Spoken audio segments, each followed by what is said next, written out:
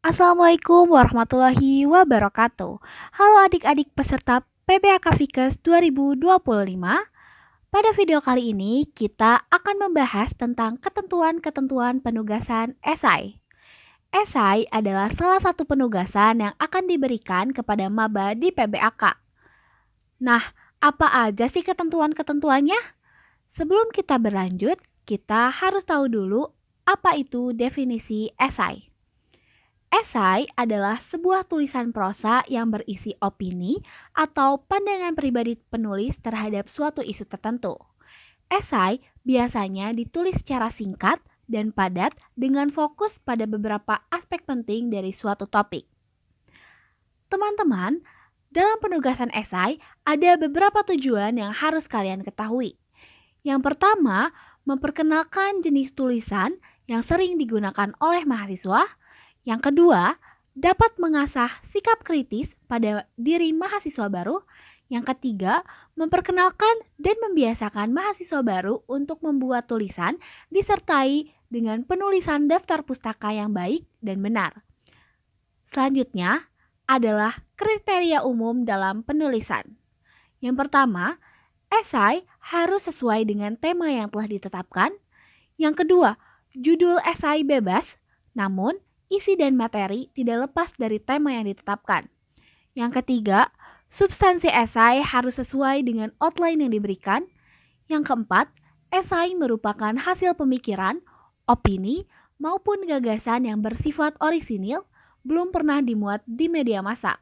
Yang kelima, dilarang melakukan plagiarisme. Yang keenam, esai menggunakan kaidah bahasa Indonesia yang baik, benar, dan komunikatif. Selanjutnya adalah kriteria penulisan. Yang pertama, esai terdiri dari halaman cover, pendahuluan, isi, penutup, dan daftar pustaka. Yang kedua, isi dari esai minimal terdiri dari 600 kata, tidak termasuk cover dan daftar pustaka. Yang ketiga, ukuran kertas adalah A4 dengan batas pengetikan kiri 4 cm, kanan 3 cm, atas 3 cm, dan bawah 3 cm. Yang keempat, setiap halaman harus diberi nomor halaman pada bagian tengah bawah kecuali cover. Yang kelima, judul diketik dengan huruf kapital dan ditebalkan dengan ukuran 14. Yang keenam, esai diketik 1,5 spasi pada kertas HPS berukuran A4 dengan jenis huruf Times New Roman dengan ukuran 12. Yang ketujuh, jika dalam esai terdapat data atau fakta, maka wajib mencantumkan daftar pustaka. Yang kedelapan, esai dicetak sesuai ketentuan kertas yang berlaku dan tidak dijilid. Yang kesembilan, plagiarisme maksimal 30%. Yang kesepuluh, sumber yang dicantumkan minimal 5 sumber dari 10 tahun terakhir. Dan yang terakhir, pelampiran daftar pustaka dapat menggunakan sistem Harvard. Lalu selanjutnya adalah contoh penulisan daftar pustaka. Daftar pustaka terdiri dari nama pengarang, tahun terbit, judul buku, tempat terbit, dan nama penerbit. Jika sumber pustaka berasal dari jurnal, web resmi, atau yang lain, maka kalian harus memperhatikan dan menyesuaikan aturan dalam penulisan daftar pustaka. Nah, selanjutnya kalian dapat perhatikan. Ini adalah contoh penulisan daftar pustaka yang berasal dari jurnal. Nah, setelah mengetahui beberapa ketentuan penulisan dan penugasan esai tadi, sekarang adalah waktunya untuk langsung disesuaikan dengan tema penugasan esai PBAK Fikes 2025. Kira-kira apa ya tema esai PBAK Fikes 2025 ini?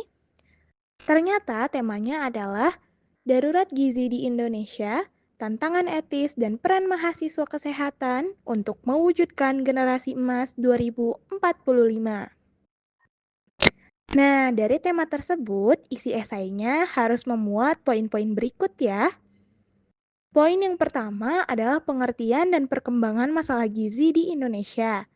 Regulasi dan kebijakan pemerintah terkait masalah gizi di Indonesia. Tantangan yang dihadapi mahasiswa kesehatan dalam menghadapi krisis gizi secara etis dan profesional, risiko potensial dari pembiaran krisis gizi terhadap masa depan bangsa, nilai-nilai internasional terkait isu gizi dan perbandingan dengan penanganan di Indonesia, contoh praktik penanganan masalah gizi yang etis dan bertanggung jawab di Indonesia. Kemudian penutupnya ada harus membahas membangun Indonesia sehat dimulai dari kesadaran mahasiswa kesehatan. Nah, setelah membahas isi konten dari esai tersebut, kira-kira apa ya kriteria penilaian esai nanti? Jadi, kriteria penilaian esai yang pertama ada orisinalitas isi. Yang kedua, format penulisan. Yang ketiga, ide dan gagasan. Dan yang terakhir, diksi. Nah, setelah kalian membuat esai, bagaimana sih cara pengumpulan tugas esainya? Teknik pengumpulannya yang pertama harus merubah dulu format file ya, dengan cara mengubah nama file dengan nomor kelompok, underscore nama peserta, underscore jurusan, underscore tugas esai. Seperti contoh ini. Kemudian, jenis pengumpulannya ada dua, secara soft file dan juga hard file. Soft file akan dikumpulkan melalui Google Classroom yang disiapkan nanti oleh panitia secara online. Kemudian, hard file akan dikumpulkan secara offline kepada kabim kalian masing-masing. Di sini juga sudah tertera deadline hari dan juga waktu untuk pengumpulan esainya ya. Kemudian di sini juga ada catatan nih teman-teman. Untuk soft file harus dikirim sebelum hari HPBAK pada jam 20.00 WIB. Saat maba datang, esai harus langsung dikumpulkan ke kabin masing-masing. Apabila nanti ada yang belum memenuhi kriteria tugas esai, maka harus diperbaiki sebelum hari terakhir PBAK 2025 dalam bentuk soft file. Nah, di sini juga tertera bagaimana contoh cover dari esai ya teman-teman, sehingga bisa disesuaikan. Baik, itulah semua penjelasan tentang penugasan dan juga penulisan esai. Dan jika masih ada yang tidak dipahami, teman-teman boleh diskusi atau langsung bertanya kepada kabimnya masing-masing ya. Jangan lupa untuk mengerjakan tugas esainya.